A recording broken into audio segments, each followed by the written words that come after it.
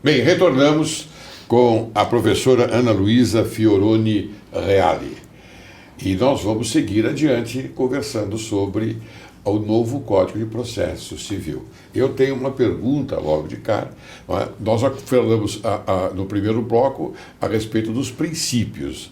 E eu gostaria agora de atacar de precedentes. Como evitar que haja decisões diferentes para processos semelhantes? A aplicação da súmula respectiva não ofende o princípio do direito ao processo legal? Bom, doutor, essa questão também é uma questão bastante relevante, porque também envolve uma das nossas novas concepções aí relacionada ao novo Código de Processo, no sentido de que se diz muito que agora o direito brasileiro estaria caminhando para um common law, enfim, como existe, por exemplo, a estrutura do direito norte-americano, onde o julgador analisa os casos especificamente, ali vai se criando precedentes, orientações dos casos que são julgados, enfim. Mas na realidade penso eu que o nosso sistema de precedente, ou essa ideia de decisões judiciais serem consideradas para o julgamento dos casos que venham de fato a acontecer, a serem julgados no nosso sistema, está longe de constituir o precedente do direito norte-americano, do direito inglês. Lá o julgador, para decidir os casos, ele vai muitas vezes fazer uma análise de casos fáticos totalmente diferentes, buscando o coração da decisão mesmo, para poder aplicar um precedente de um determinado julgamento, que pode ter acontecido há muito tempo atrás, para um caso que é diferente faticamente falando, mas que vai contar com uma decisão com base naquele precedente. O nosso sistema é diferente. O nosso sistema se baseia na jurisprudência dominante. Então nós temos orientações que se firmam sobre determinadas questões e essas decisões de fato virão com um efeito maior vinculante do que a gente tem hoje. Quais são as decisões que vinculam hoje do Judiciário? As proferidas pelo Supremo em controle concentrado de constitucionalidade e as súmulas vinculantes. Certo. A partir do novo Código, a gente verifica uma vinculação bastante grande, bem maior do que nós temos hoje. Então, súmulas que não são vinculantes hoje, por exemplo, do STJ e do STF, irão vincular.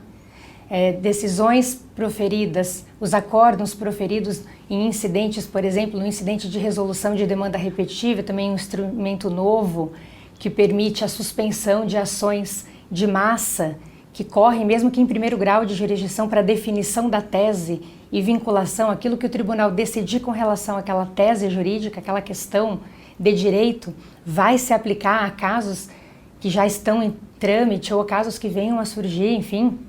O próprio outros incidentes criados também tendo relação com essas questões que se repetem, ou as questões de massa, vão vincular. Então a gente observa que o nosso legislador pontuou algumas decisões, claro que o precedente não vem aí numa ideia de jurisprudência, mas algo que de fato vai vincular, vai nortear a decisão do Judiciário, para que nós tenhamos uma relativa, vamos dizer assim, previsibilidade no tocante às questões postas. Por quê?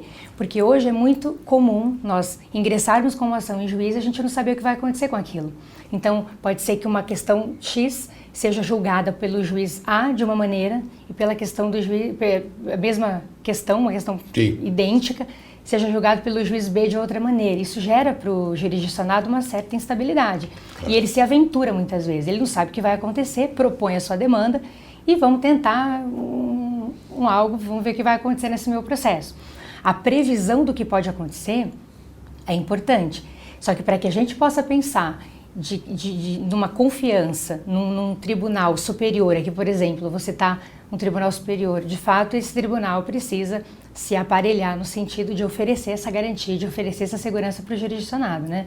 Nós verificamos, eu vou citar aqui a STJ, porque eu tenho mais contato, vamos dizer assim, né, mediante Sim. peticionamento ali, mas a gente verifica que muitas questões, algumas questões, vamos lá, são julgadas de modo, as questões são as mesmas e são julgadas de maneira diferente pelas turmas do mesmo tribunal. Então não há, muitas vezes, uma vinculação no próprio tribunal de orientação de jurisprudência, ou ela é muito instável. Há um conflito, né, de decisões. Fora as decisões que hoje a orientação é essa, amanhã já não é mais. Então a gente não tem muitas vezes uma certa segurança nessa orientação firmada. E isso agora vai vincular, né? Então, para que o jurisdicionado, penso eu, não se prejudique... Quer dizer que, doutor, o objetivo é estabelecer uma coerência nas decisões. Isso. Acho que o juiz, na minha concepção, mesmo que de primeiro grau, ele precisa entender que ele está inserido num sistema de justiça. Tudo bem que ele tem a liberdade dele de analisar o caso, mas ele precisa se conscientizar de que ele está inserido nesse sistema de justiça, que é importante ele verificar como as decisões estão acontecendo, proferidas, definidas pelos tribunais superiores para poder resolver os conflitos. Não é, né, não é só o que eu penso, porque algumas decisões a gente sabe que é assim. O tribunal está decidindo X, eu penso assim e vou julgar. Então, a gente tem uma certa instabilidade nesse ponto. Acho que o novo código, quando ele diz que o tribunal precisa manter a sua jurisprudência uniforme, coerente, íntegra, trabalhando algumas regras para que isso aconteça, é extremamente importante. Mas a gente precisa pensar nisso, todos nós, que estamos atuando nos processos, né? Não só judiciário. É fácil, né, crucificar. Também todos os sujeitos do processo precisam ter essa consciência para que a coisa possa, de fato, andar. Agora com esse auxílio, né, que se dá ao judiciário, eu digo auxílio pelo seguinte, porque o judiciário atende as suas decisões à aplicação daquilo que, afinal de contas, é feito, é elaborado no legislativo, não é verdade? Sim. Então, essa inovação do Código de Processo Civil, isso, ela passou pelo Legislativo, que aprovou e agora vem definitivamente para o uso das autoridades judiciárias no sentido de decisões mais coerentes, como nós acabamos de conversar. Exatamente. E esse é o objetivo. Sim. Esse é o objetivo. Acabar de vez com a disparidade de decisões. Não sei. Um dos objetivos também penso que seja esse.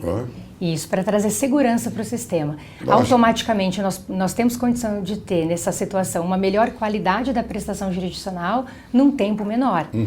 Se isso de fato acontecer, né? Doutora, me diga uma coisa, e o sistema de execução, como ele está sistematizado no novo Código de Processo Civil? Sim, na verdade a execução, ao meu ver, segundo penso, ela foi a parte do novo Código menos alterada. Porque eu costumo dizer que as grandes alterações relacionadas à execução, elas já aconteceram, porque nós tivemos recentemente duas importantíssimas legislações que reformaram o processo de execução praticamente como um todo. Sim. Então nós enfrentamos essa realidade nova, segundo penso, nessa ocasião, em 2005, em 2006, pelo advento dessas duas legislações, enfim, que se referem à execução. Na minha visão, o novo código faz? Ele melhora pontos omissos oriundos dessas legislações, pontos divergentes em razão dessas também inclusões que nós já tivemos, enfim, ele melhora o aspecto, as regras, vamos dizer, relacionadas à execução. Sim. Claro, inova também.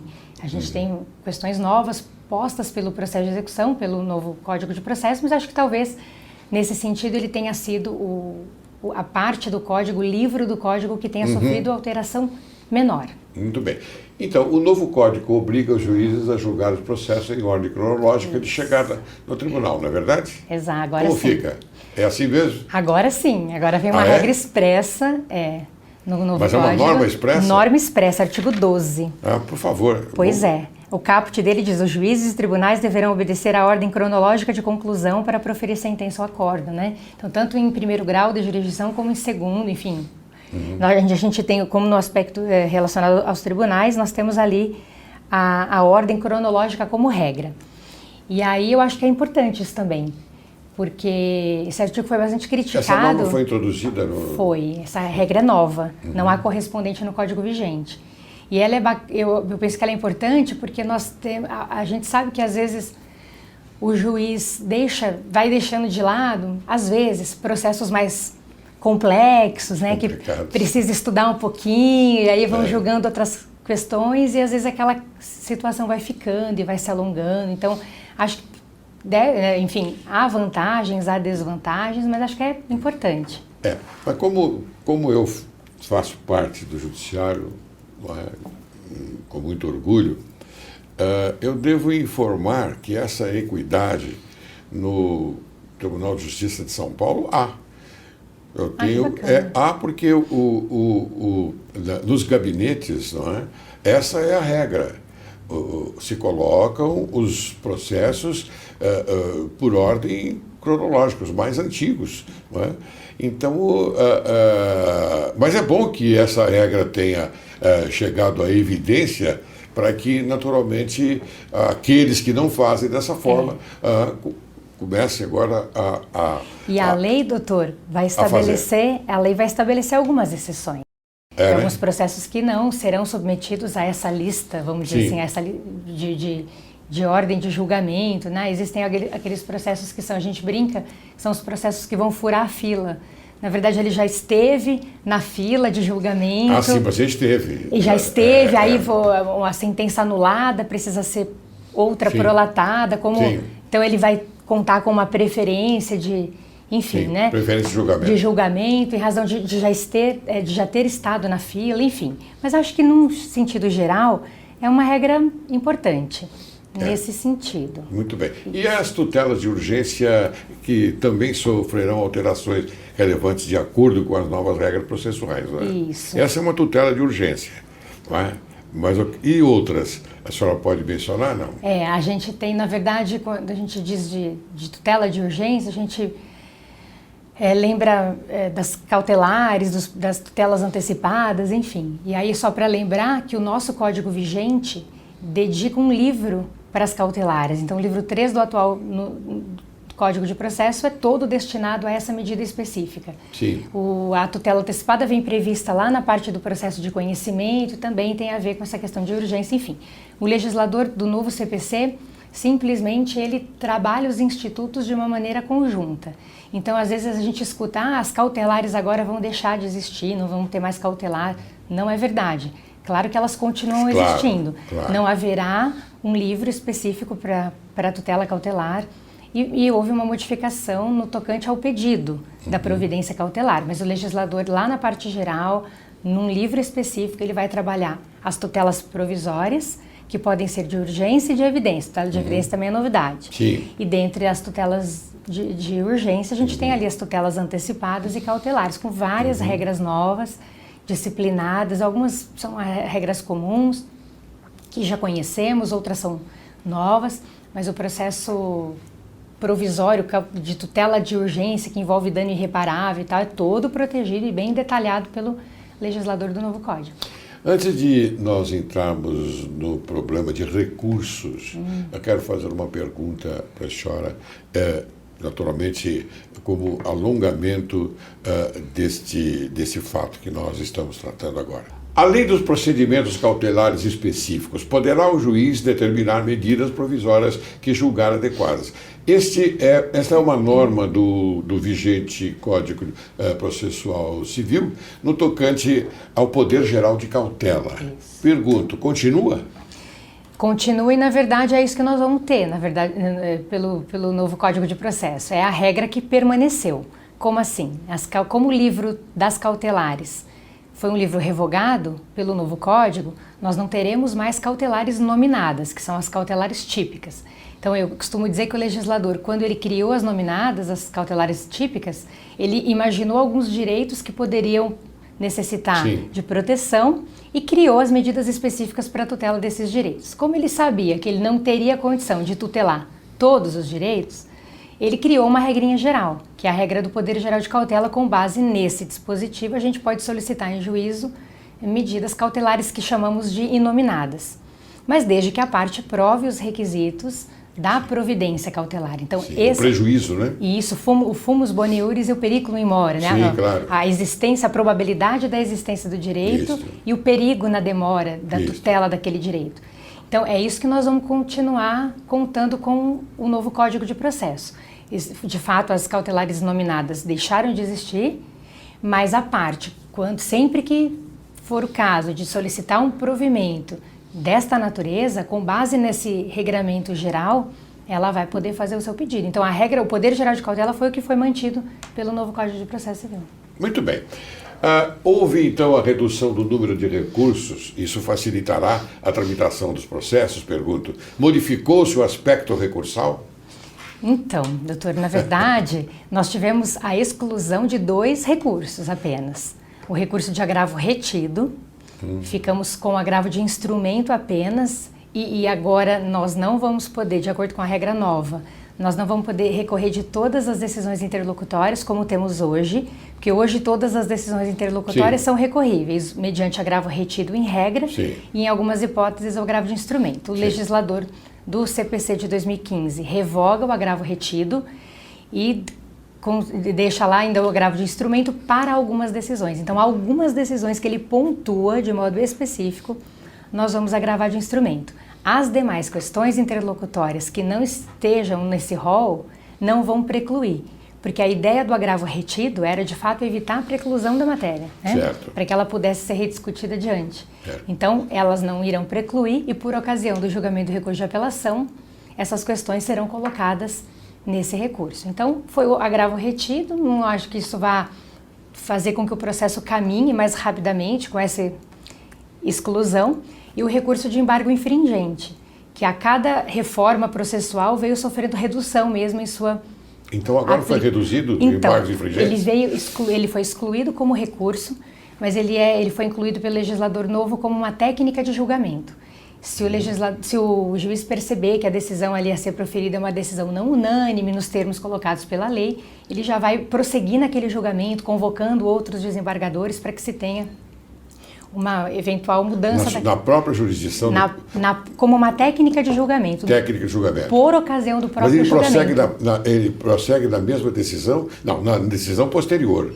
Mas ali, ele convoca, segundo determina a lei, outros desembargadores ali, no âmbito do julgamento daquele recurso. Sim. Porque cada Câmara do direito privado, direito público, direito criminal, ostenta 5 desembargadores. Quer dizer, 3 fazem parte da turma julgadora.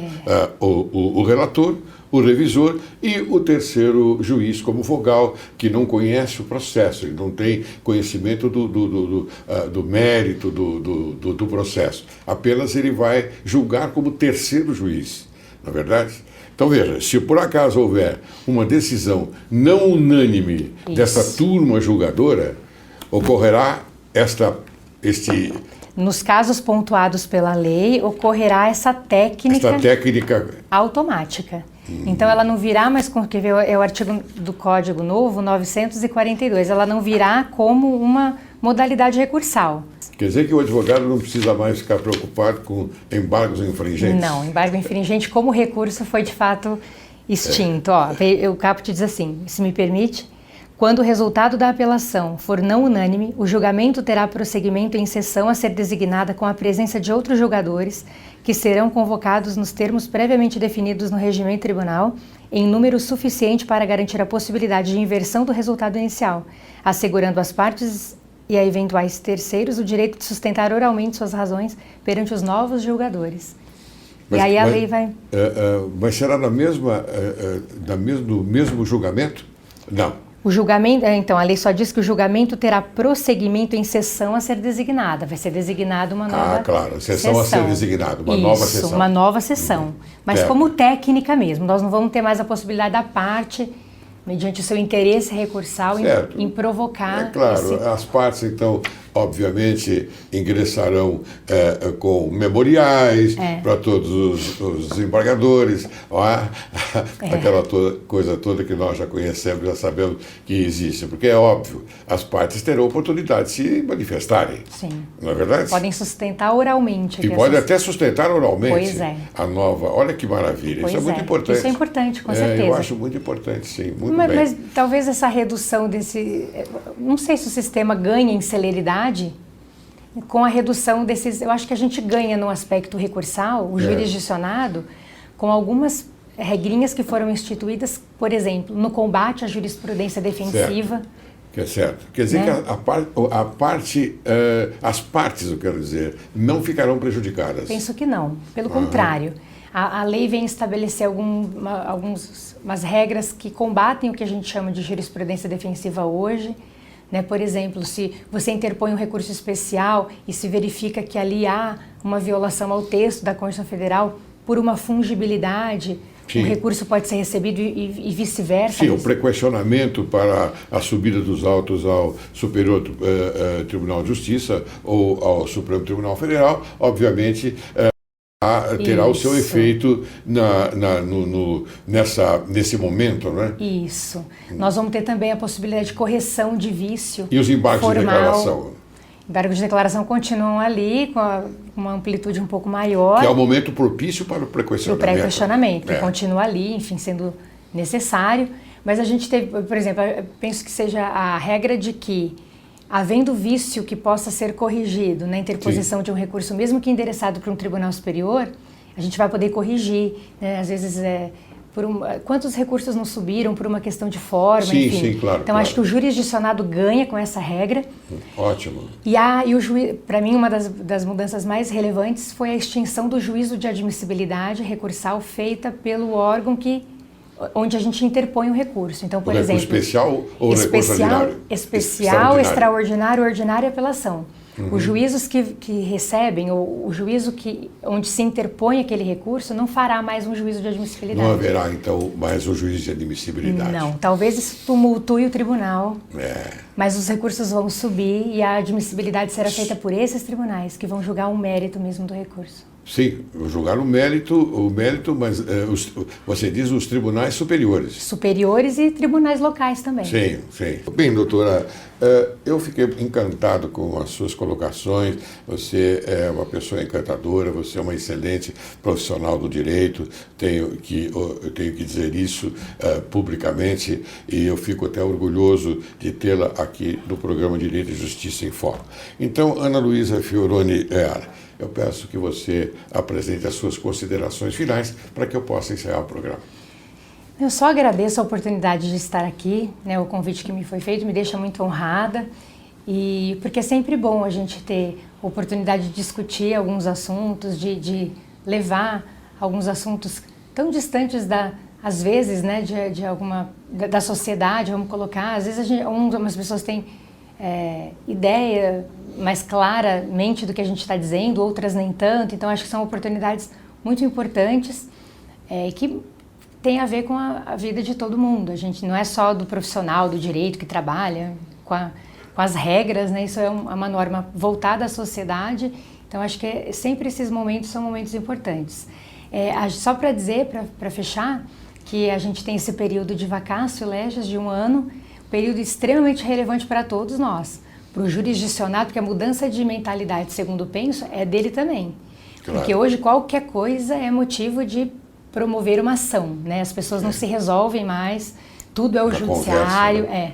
Então a mudança, na minha concepção, ela é uma mudança que precisa acontecer de um modo bem geral, partindo do jurisdicionado para todas as pessoas que vão atuar nesse processo. Senão, de fato, o novo código vai ser um código que não tão bom quanto se espera que ele de fato seja. Então, agradeço a oportunidade. Muitíssimo obrigada. Eu é que agradeço. Eu quero até dizer ao telespectador que a vacatio legis que a doutora se referiu é o período entre o março deste ano que foi edificada a lei e o período que ela entrará em vigor. Portanto, 1 ano. Um ano para a gente estudar bastante. Muito obrigado pela sua preciosíssima lição que nos deu. Muito obrigada, eu que agradeço. A mim também. Eu fico muito orgulhoso com isso. Muito obrigado. Obrigada.